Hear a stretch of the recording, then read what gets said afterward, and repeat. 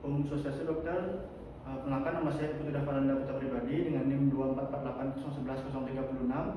Jadi hari ini saya akan membacakan case based discussion saya dengan topik CKS dengan EDH, DDSDH, dengan SAH dan juga dengan fraktur occipital sinistra. Dengan pembimbing di sini dokter sendiri yaitu Dr. David Prakasa, spesialis bedah saraf, konsultan neuro-onkologi neurovaskular. Ya, saya izin mulai dokter. Jadi dari yang pertama di sini dari laporan kasusnya itu untuk identitas pasien sendiri, nama atas nama anak KAA dengan nomor rekam medis 735537, jenis kelamin laki-laki, usia pasien itu 13 tahun dan alamat pasien di Desa Umajeru, dan saat diperiksa pasien dirawat di ruangan Fatma. Untuk anamnesis sendiri, keluhan utama pasien datang itu adalah penurunan kesadaran. Jadi pasien laki-laki berusia 13 tahun itu merupakan pasien rujukan dari Rumah Sakit Paramasidi, datang dengan kondisi penurunan kesadaran yang terjadi setelah pasien terjatuh dari sepeda motor saat dibonceng oleh temannya 1 hari sebelum masuk rumah sakit. Nah, pasien dikatakan terjatuh saat hendak mengubah posisi duduknya dari miring ke posisi semula saat sepeda motor itu sedang melaju. Nah, kemudian karena kehilangan keseimbangan, akhirnya pasien terjatuh ke arah kanan. Nah, kepala pasien itu membentur aspal dan saat itu pasien tidak menggunakan helm. Nah, pasien sempat tidak sadarkan diri pada saat terjatuh di TKP. Kemudian setelah beberapa menit itu pasien mulai sadar, namun kesadaran itu tidak sepenuhnya kembali. Jadi tidak ditindak kesadaran pada saat itu. Nah, pasien juga kesulitan mengingat untuk bagaimana kronologinya saat dia terjatuh, dan saat itu pasien juga sempat muntah. Kemudian pasien dibawa ke Rumah Sakit Paramasidi dan akhirnya dirujuk ke RSUD Buleleng untuk mendapatkan penanganan lebih lanjut. Untuk riwayat pasien, dari riwayat penyakit dahulu, sini pasien tidak memiliki riwayat penyakit sebelumnya. Untuk riwayat penyakit keluarga, pasien tidak memiliki riwayat penyakit keluarga, riwayat alergi juga disangkal. Kemudian untuk riwayat pengobatan, di sini pasien tidak mengkonsumsi obat-obatan rutin. Dan kemudian untuk riwayat sosial ekonomi, di sini pasien merupakan seorang pelajar di sekolah menengah pertama atau SMP. Jadi sehari-hari pasien itu banyak menghabiskan waktu antara di rumah atau di sekolah. Kemudian untuk status prison pada saat pasien datang, di sini kondisi umumnya lemah dengan BCS E3, V2, M4. Kemudian untuk tekanan darah 110/60 mm air raksa dengan nabis 90 kali per menit, frekuensi nafas 20 kali per menit, dan suhu 36,7 derajat Celcius dengan saturasi oksigen itu 99% on room air. Fast score pada saat itu pasien melakukan 7/10. Nah, kemudian dari status generalisnya, dari kepala di sini tampak adanya sefal hematum pada regio paretoccipital sinistra, kemudian ada jejas dan juga ada nyeri tekan pada kepala. Kemudian di maksilofacial itu tidak ditemukan adanya otorea atau rhinorea, refleks pupilnya positif, isokor dengan ukuran 3 mm kanan dan kiri. Untuk konjungtiva anemis, ikterik itu tidak ditemukan, di bagian wajah itu ditemukan ada jejas nyeri tekan. Untuk si spine, neck and shoulder, di situ tidak ada nyeri ataupun perdarahan. Kemudian pada regio toraks, di sini toraksnya dalam batas normal, baik itu cor maupun pulmonnya. Kemudian untuk abdomennya, di sini dari inspeksi tidak ada jejas maupun distensi, bisik ususnya normal. Dari perkusi itu timpani dan palpasi tidak ada nyeri tekan ataupun teraba massa. Nah, untuk ekstremitasnya sendiri, di sini akralnya hangat. Kemudian untuk edem itu tidak ditemukan. Dia ada cyanosis, dan untuk CRT-nya itu masih kurang dari 2 detik. Kemudian untuk status neurologisnya dari GCS itu E3, V2 dan M4 dengan rangsang mininya itu tidak ada kudu, tekuan kernik sign negatif, Brudzinski 1 dan 2 juga negatif. Untuk refleks fisiologisnya itu refleks bicep, tricep, brachioradialis, refleks patella dan achiles itu masih dalam batas normal. Kemudian untuk refleks patologis seperti Hoffmann, Tormer, dan Brudzinski itu tidak ditemukan atau negatif. Kemudian untuk status lokalis di regio capitis, di sini yang loopnya itu tampak multiple fulvus exoriatum di regio frontalis pasiennya. Kemudian juga ditemukan sefal hematum itu pada regio paretoccipital di bagian sinistra. Kemudian tidak ada pendarahan aktif. Untuk refleks pupilnya itu masih positif dengan ukuran 3 mm, 3 mm isokor kanan dan kiri. Untuk feel-nya terdapat nyeri tekan dan tidak teraba krepitasi di sekitar regio capitis. Kemudian untuk pemeriksaan penunjangnya sendiri, yang pertama itu ada X-ray cervical apilateral. Di sini dari pemeriksaan penunjang itu menunjukkan kesan paracervical muscle spasm dan tidak ditemukan adanya kompresi atau distensi pada area cervical pada pasien ini. Kemudian untuk X-ray pelvis AP, di sini juga dilakukan pada pasien ini karena di sini merupakan menyebabkan pasien trauma. Jadi untuk mengetahui apakah ada sumber-sumber perdarahan lain, apalagi pasien datang dengan penurunan kesadaran, jadi akan lebih sulit untuk melokalisir nyerinya. Jadi pada foto X-ray pelvis ini tidak tampak adanya fraktur maupun dislokasi tulang pada region pelvis pasien. Kemudian ada X-ray thorax AP. Jadi berdasarkan pemeriksaan di sini dari kor dan punggung pasien itu tidak dapat kelainan. Dan di sini adalah CT scan kepala non kontras. Jadi berdasarkan hasil CT scan yang dilakukan di Rumah Sakit Permasidi, di sini didapatkan bahwa pasien itu ada kesan bahwa ada SDH yang didiagnosis banding dengan EDH di regio occipital kiri dengan ketebalan 10,5 mm. Kemudian ada SAH yang mengisi tentorium cerebri kiri, sistema ambien kiri dan sulci regio parietal kiri. Kemudian ada contusion hemorrhage puntat di konteks lobus temporal kiri. Kemudian pneumoencephali di regio occipital kiri. Ada edema cerebri. Kemudian ada fraktur os occipital kiri, parietal kiri, temporal kiri dan sphenoid. Kemudian ada hematosinus sphenoid, hematosinus mastoid kiri. Kemudian subdural hematum di regio parieto occipital kiri. Nah, sini bukan bone window, gambar bone window dari CT scan-nya. Dan kemudian di sini adalah gambar 3D-nya untuk semakin menjelaskan dari adanya tanda-tanda tampak-tampak adanya fraktur. Kemudian perusahaan yang lain di sini ada perusahaan laboratorium. Yang pertama darah lengkap. Di sini dari WBC dan platelet pasien itu dalam batas normal, namun bisa diperhatikan dari hemoglobin dan hematokritnya di sini mengalami sedikit penurunan. Kemudian untuk glukosa darah itu dalam batas normal, fal ginjal, fal hati dan elektrolit pasien juga dalam batas normal. Kemudian laboratorium lain yang dicek itu juga adalah analisa gas darah atau AGD arteri. Jadi untuk hasilnya di sini mungkin yang dapat diperhatikan dari PO2 pasien itu jumlahnya sangat minimal atau sangat sedikit di bawah normal, itu di angka 39 mm air aksa. Kemudian dapat diperhatikan juga di BECF itu juga menurun, kemudian di HCO3 itu juga menurun dan di SO2 itu juga menurun. Baik, selanjutnya untuk diagnosis pre-op dan tata laksana. Jadi pasien di akses diagnosis dengan CKS dengan EDH, DDSDH, kemudian dengan SAH dan juga faktor occipital sinistra. Direncanakan tata laksana yaitu procraniotomy EDH suboccipital dekompresi dengan evakuasi EDH.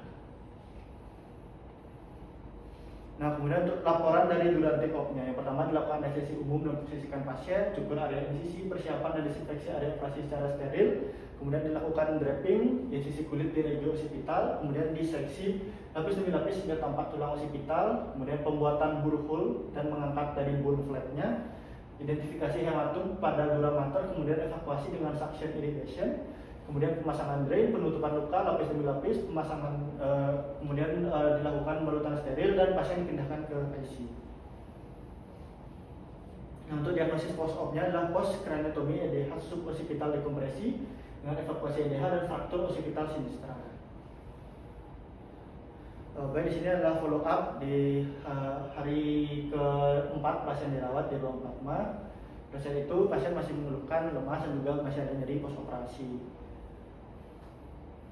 Kemudian di hari kedua dari obat-obat itu masih sama diberikan sama seperti sebelumnya, namun pada hari kedua atau hari kelima pasien dirawat di sini pasien sudah boleh BPD untuk pindah ke ruang biasa dan juga direncanakan untuk belajar training. Kemudian untuk hari ke-6 pasien dirawat, di sini pasien sudah bisa mobilisasi bertahap, yaitu pasien sudah mulai bisa duduk pada saat ini. Kemudian untuk keluhan lemas itu sudah dikatakan membaik dan nyeri post operasi juga sudah membaik. Di sini pasien direncanakan untuk mobilisasi bertahap, kemudian belajar training dan dirawat luka setiap 3 hari, dan dengan tetap memperhatikan atau mengobservasi dari tanda-tanda peningkatan kranial di ruang Kamboja pada saat itu. Kemudian pada tanggal 11 di sini pasien untuk keluhan itu sudah sangat minimal untuk nyerinya, jadi pasien sudah dibolehkan untuk poliklinis, jadi kondisinya juga sudah stabil, di mana pasien itu diberikan obat ulang berupa cefixime antibiotik 2 kali 200 mg, piracetam 3 kali 1200 mg per oral, phenytoin 3 kali 100 mg per oral, flunarizine 2 kali 5 mg per oral, kemudian paracetamol 3 kali 500 gram per oral, dan juga gentamicin serum mata yang digunakan untuk di luka pasien. Dan untuk tinjauan pustaka, jadi yang pertama dari definisi, cedera kepala itu merupakan trauma mekanik pada kepala yang dapat menimbulkan kerusakan pada kulit kepala, tulang tengkorak maupun struktur intrakranial dengan atau tanpa disertai dari penurunan kesadaran. Selanjutnya dari epidemiologi sendiri itu diperkirakan sekitar atau hampir 70 juta orang itu mengalami cedera kepala di seluruh dunia. Dikatakan untuk cedera kepala itu lebih sering terjadi pada laki-laki dibandingkan perempuan, dan kelompok pada usia rawan itu adalah yang anak-anak, kemudian dewasa muda yang kurang dari 24 tahun, dan juga lansia yang lebih dari 75 tahun. Untuk cedera kepala ringan itu menyumbang lebih dari 90% kasus dari cedera kepala yang dirawat di rumah sakit. Nah, di negara berpenghasilan rendah atau menengah, itu sebagian besar cedera kepala itu disebabkan oleh kecelakaan lalu lintas. Itu tercatat yang paling tinggi itu di Afrika dan juga di Asia Tenggara. Kemudian untuk negara berpenghasilan tinggi itu dia lebih terkait ke jatuh akibat dari usia dan juga penyalahgunaan alkohol untuk dari sebab pasien cedera kepala itu sendiri. Nah, kemudian dari etiologi sendiri, dari etiologi cedera kepala itu disebabkan oleh segala jenis peristiwa yang menimbulkan benturan atau kekerasan pada kepala. Nah, menurut penelitian dari Hasan et al, itu dikatakan kecelakaan lalu lintas itu merupakan yang paling banyak yang menjadi etiologi dari cedera kepala, diikuti dengan jatuh dari ketinggian.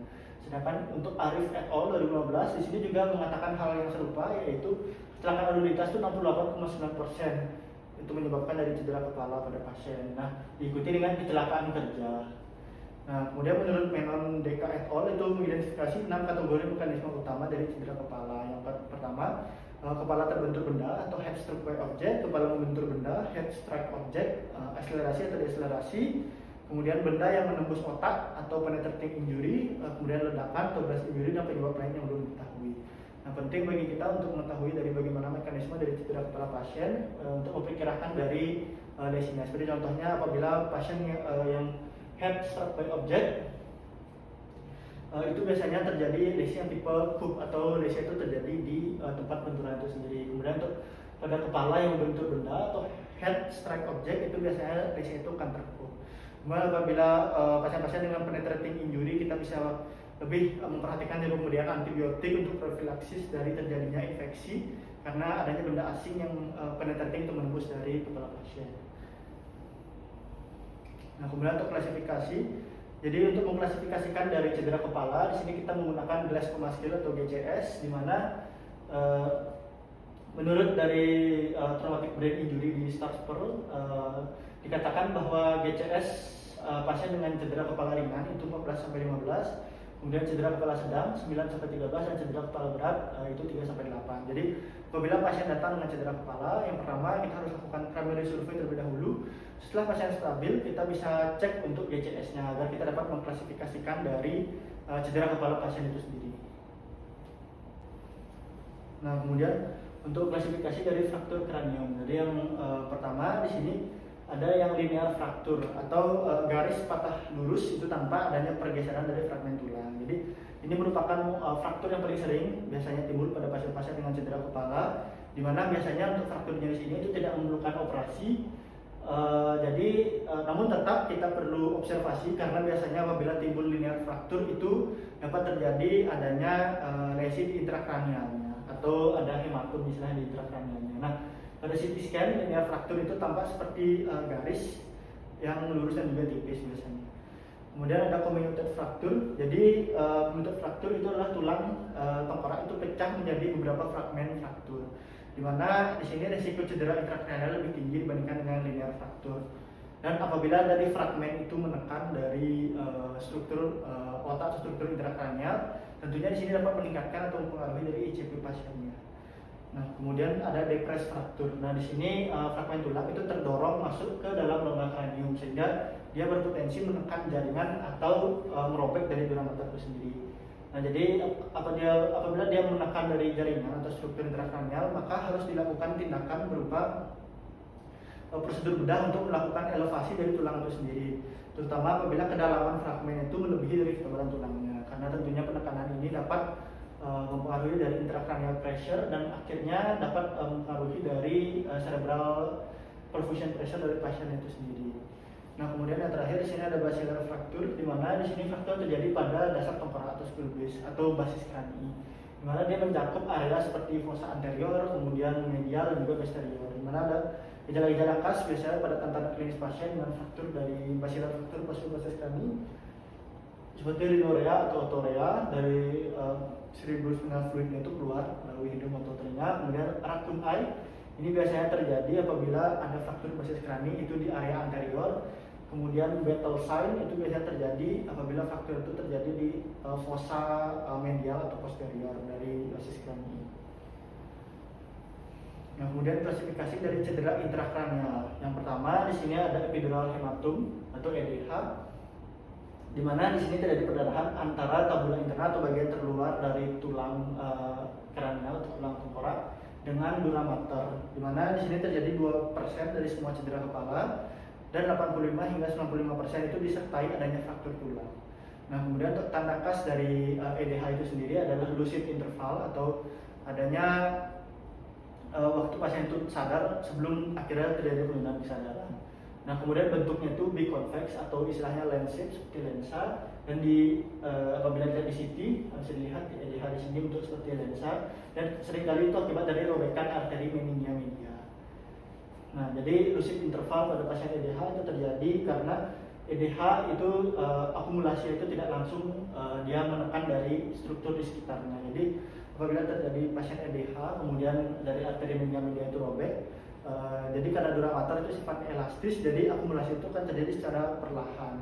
Sebelum akhirnya itu dia menekan dari struktur intrakranial, akhirnya menyebabkan ICP yang signifikan. Nah, pada saat itu baru terjadi gangguan neurologis pada pasiennya seperti penurunan kesadaran. Nah, sebelum dia menekan dengan signifikan, itu pasien itu akan baik-baik, istilah itu seperti baik-baik saja. Oleh karena itu dapat dikatakan itu sebagai lucid interval.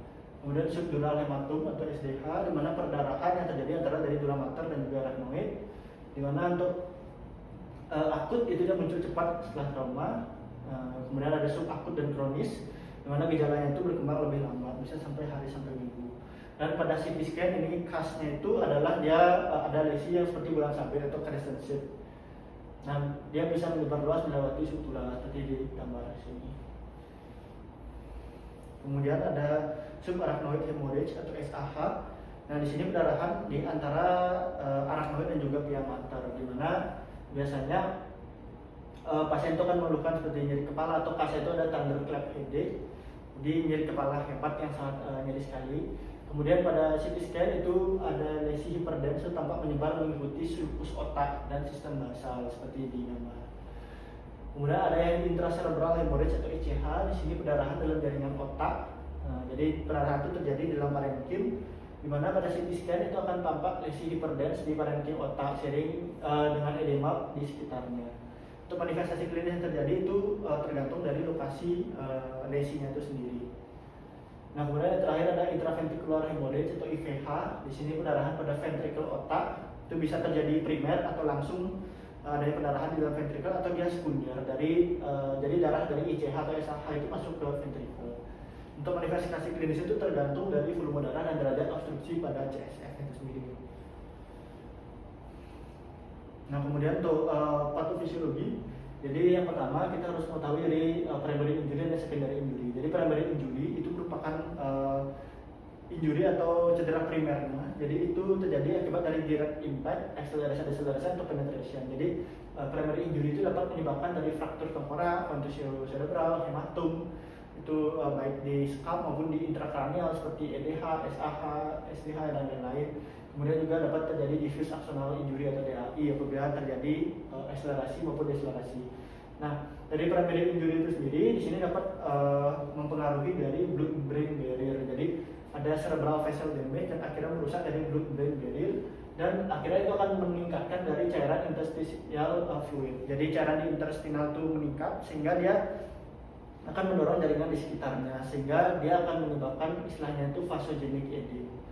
Nah, jadi apabila pasien mengalami vasogenic edema itu akan menyebabkan peningkatan dari intrakranial pressure-nya. Nah, kenapa bisa meningkat? Jadi menurut Kelly Doctrine, nah bagian intrakranial itu sifatnya tetap. Jadi isinya itu adalah parenkim otak, cerebral blood volume dan juga CSF atau cerebrospinal fluid.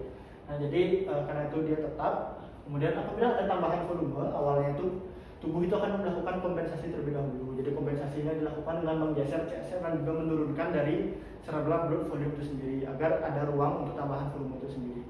Nah, apabila kompensasinya habis, mau tidak mau dari intracranial pressure itu akan meningkat karena dari tambahan volume yang terus-menerus, sehingga itu akan mempengaruhi dari cerebral perfusion pressure.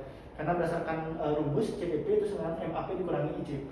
Apabila ICP-nya itu terus meningkat, jadi CPP itu akan otomatis turun atau cerebral perfusion pressure itu akan menurun dan akhirnya dapat menyebabkan dari iskemia otak. Nah, apabila dari tekanan ICP itu terus meningkat, lama-kelamaan dari otak itu akan mencari ruang yang baru dan akhirnya akan terjadi setelah itu herniasi. Jadi tujuan kita itu adalah untuk mencegah dari cedera primer itu menjadi cedera sekunder pada pasien-pasien dengan cedera kepala. Jadi diagnosis dari anamnesis itu menanyakan riwayat mekanisme trauma dan adanya kehilangan kesadaran sebelumnya atau tidak. Nah, jika ada, kita tanyakan itu seberapa lama. Nah, kemudian ditanyakan juga apabila pasien datang itu dengan sadar, kita tanyakan gejala-gejalanya. Itu biasanya pasien mengeluhkan itu tidak spesifik, meliputi bisa mual muntah, kemudian sakit kepala, tinnitus, gangguan penglihatan, pusing ataupun kebingungan. Nah, karena di sini yang merupakan pasien cedera, tidak lupa kita mengevaluasi dari EMPEL itu sendiri, di mana EMPEL adalah alergi, medication, post-medical history, last meal dan juga event atau kronologi dari kejadiannya. Nah, kemudian pada pemeriksaan fisik, nah langkah awal yang kita bisa lakukan itu pasien datang, pasien cedera, itu kita lakukan primary survey terlebih dahulu. Nah, setelah dari airway, breathing, circulation, disability dan exposure itu pasien itu stabil, maka kita bisa nilai untuk GCS-nya. Jadi kita dapat mengetahui klasifikasi dari cedera kepala yang dialami oleh pasien.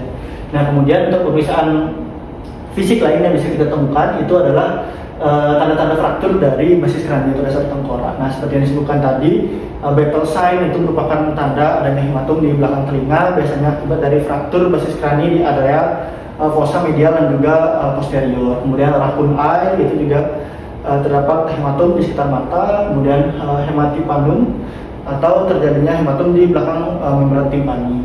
Nah, juga bisa keluar cairan cerebrospinal itu melalui hidung maupun telinga karena adanya robekan di dura mater dan arachnoid, sehingga dari cairan cerebrospinal itu terdapat akses ke lingkungan luar dan akhirnya dia akan keluar atau merembes di area-area seperti hidung atau telinga. Kemudian kita juga bisa periksa pupil pasien, itu apakah terjadi pupil yang melebar atau tidak reaksi atau istilahnya blown pupil. Kemudian juga pemeriksaan neurologis itu dilakukan pada apabila pasien itu kooperatif. Nah, kita juga mengevaluasi dari tanda-tanda peningkatan tekanan intrakranial. Nah, gejala klinis dari peningkatan TIK itu sendiri adalah pasien itu mengeluhkan sakit kepala disertai adanya muntah proyektil, kemudian penurunan kesadaran dan gangguan visual seperti diplopobia dan fotofobia. Untuk pemeriksaan fisiknya, di sini kita bisa memeriksa dari melalui oftalmoskop itu adanya papil edem, kemudian blown pupil, dan juga biasanya pada pasien-pasien bayi itu ubun-ubun anterior itu akan menonjol. Nah, yang perlu kita waspadai itu apabila sudah muncul dari casing triad. Jadi casing triad ini sendiri adalah tanda dari TIK yang meningkat itu sudah mengganggu dari dan mengganggu dari perfusi otak itu sendiri atau CPP, cerebral perfusion pressure. Jadi apabila sudah dari CPP itu sudah terganggu, maka akan ada tanda-tanda seperti hipertensi, bradykardia dan respirasi yang irregular. Nah, kemudian untuk pemeriksaan penunjang yang kita bisa lakukan itu adalah CT scan kepala tanpa kontras, yang di sini merupakan gold standar untuk pasien-pasien dengan cedera kepala. Jadi dijadikan pilihan utama karena di sini cenderung cepat dan juga bisa dikatakan mudah diakses dan dapat mendeteksi hampir keseluruhan atau sebagian besar dari cedera intrakranial. Kemudian skull X-ray atau X-ray kepala, nah di sini lebih jarang dilakukan kecuali pasien itu datang untuk mengevaluasi dari luka tembak atau luka tusuk. Jadi di sini jarang dilakukan karena nilai diagnosis itu cenderung rendah. Kemudian MRI, di sini MRI juga sebenarnya bagus dilihat dari cedera kepala, namun dia memerlukan waktu yang lebih lama dibandingkan dengan CT scan, sehingga lebih cocok dijadikan untuk follow up dari pasien itu sendiri, bukan sebagai modalitas pertama. Kemudian untuk laboratorium kita bisa cek dari complete blood count dan juga complete metabolic panel pasiennya. Jadi blood count itu kita bisa cek dari tanda-tanda inflamasi sistemik di WBC-nya, kemudian kita bisa cek dari hemoglobinnya untuk mengetahui apakah sebelumnya pasien itu melalui pendarahan hebat. Kemudian juga dari komplit metabolik panel kita bisa cek misalnya seperti faal ginjal, itu kita bisa cek untuk mengetahui ureum dan kreatinin, dan juga elektrolit pasien. Jadi beberapa pasien-pasien cedera kepala bisa diberikan dari furosemid osmotik atau manitol, dimana untuk pemberian manitol itu kita harus menghitung dari osmolaritasnya. Jadi untuk menghitung osmolaritas penting bagi kita untuk mengetahui seperti faal ginjal dan juga dari elektrolit pasien itu sendiri. Dan juga jika dicek dari bagian-bagian lainnya seperti koagulasi dan juga faal hati dan lain-lain. Nah, untuk kriteria CT scan pada pasien cedera kepala itu dapat dilihat di sini. Jadi ada beberapa kriteria yang dipakai. Jadi yang di tengah itu ada New Orleans kriteria, kemudian yang sebelah kanan itu Canadian CT head rule, kemudian di sebelah kiri itu ada Asset Clinical Policy of CT scan kriteria formal TBI. Jadi apabila ada satu gejala dari list ini itu positif, maka itu merupakan suatu indikasi untuk CT scan. Nah, kemudian saya lanjutkan ke tata laksana. Jadi untuk tata laksana sendiri, yang pertama itu dilakukan primary survey. Jadi pasien cedera itu sangat penting kita lakukan primary survey terlebih dahulu untuk memastikan dari airway itu sudah dalam nafas pasien itu sudah dalam kondisi yang baik atau aman.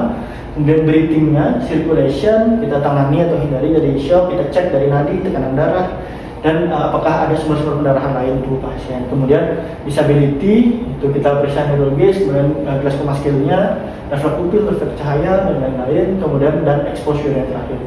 Jadi kita pada pasien trauma itu harus dicek terlebih dahulu untuk airway, breathing, circulation, disability, dan exposure-nya. Nah, setelah dilakukan primary survey untuk terapi umum pada pasien, nah yang pertama itu ini sebenarnya masuk ke primary survey juga untuk stabilisasi jalan nafas. Nah, disarankan untuk dikatakan untuk intubasi apabila GCS itu kurang dari 8. Kemudian oksigenasi itu diberikan nasal kanul 2-5 liter per menit itu bila perlu, dan juga koreksi dari hipotensi pasien apabila pasien datang dengan hipotensi. Jadi tujuan itu untuk menjaga MAP itu lebih dari 65 hingga 70 mm air raksa, dan sistolit lebih dari 100 sampai 110. Jadi MAP harus dijaga agar dapat menjaga dari cerebral pressure pasiennya. Kemudian hindari dari hipertermia juga apabila pasien demam itu untuk menurunkan dari metabolisme otak. Kemudian pemasangan polar neck itu bila perlu, kemudian bisa memasang NGT apabila intake-nya sulit, dan kateter urin selama 3 hari bila perlu. Kemudian juga dilakukan perawatan luka. Kemudian bagaimana manajemen untuk peningkatan dari tekanan intrakranial. Jadi yang pertama itu kita hindari manuver yang meningkatkan dari ICP, seperti kita kayu pasiennya itu hindari seperti batu gitu contohnya. Kemudian gunakan obat seperti manitol atau hipertonik salin jika ada tanda peningkatan TK. Kemudian tidak baring dengan elevasi kepala itu lebih dari elevasi kepala itu 30 derajat. Jadi tujuannya itu untuk menurunkan dari ICP-nya. Nah, kemudian ventilasi itu jaga PaCO2 35 hingga 40 mg per air raksa. Baik, selanjutnya untuk terapi medikamentosa sendiri. Jadi untuk cairan itu diberikan IVFD NaCl 0,9% per 12 jam selama 3 hari. Kemudian untuk oral salin consciousness itu diberikan bromokriptin 2 kali 2,5 mg tablet selama 7 hari.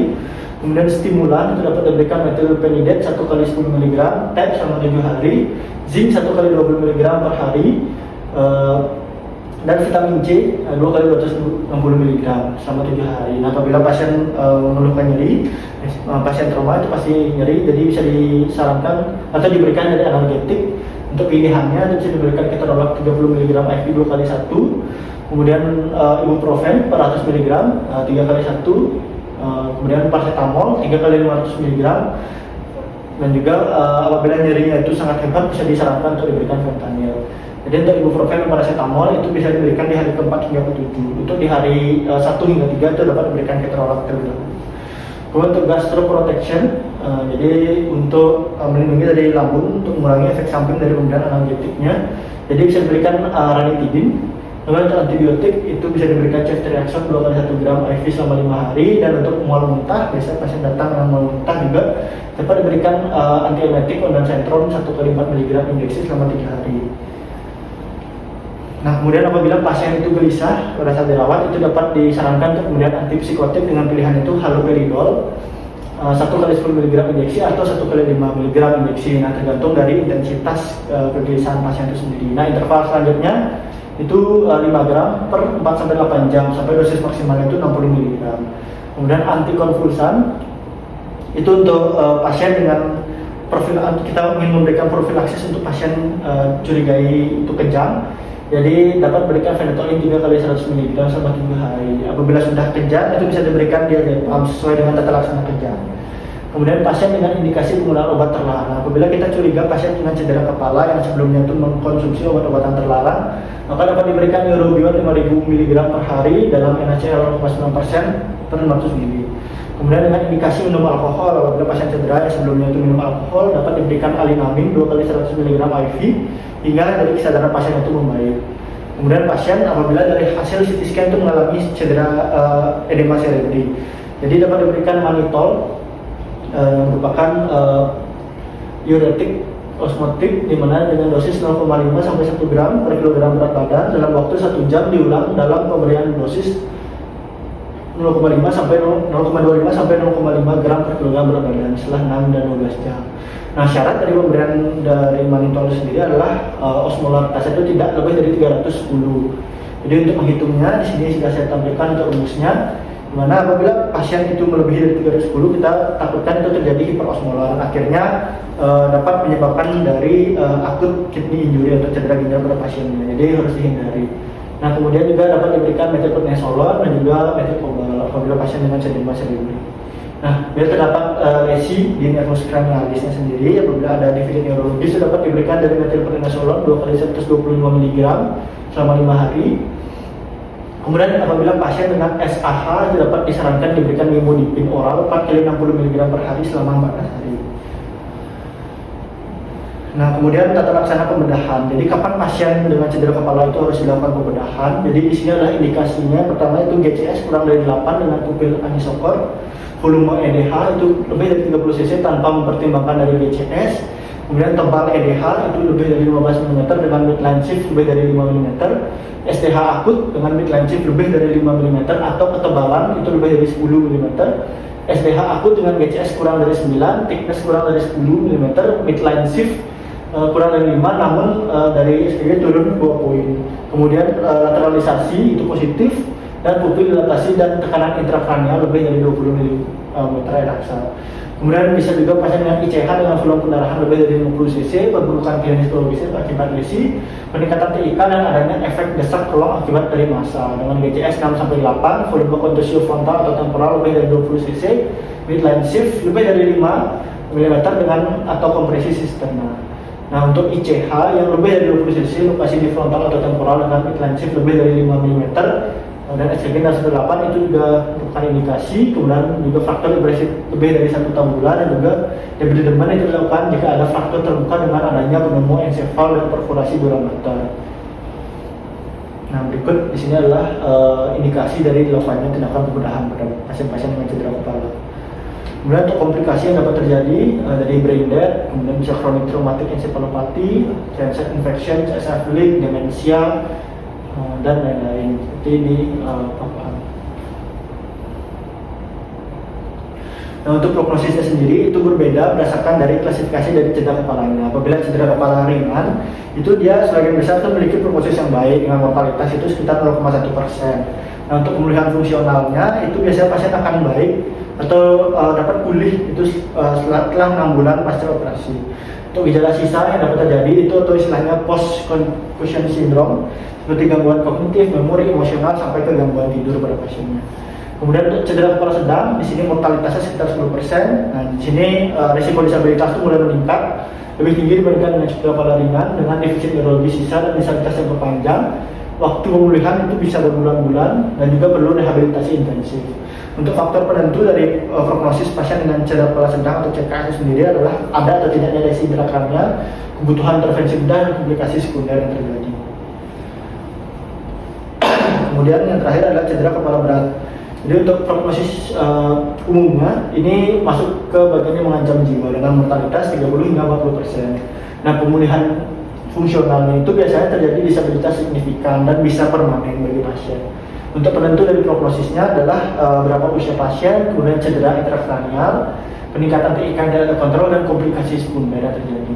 Nah, untuk pemulihannya itu beberapa pasien itu dapat mengalami pemulihan yang parsial atau hanya sebagian.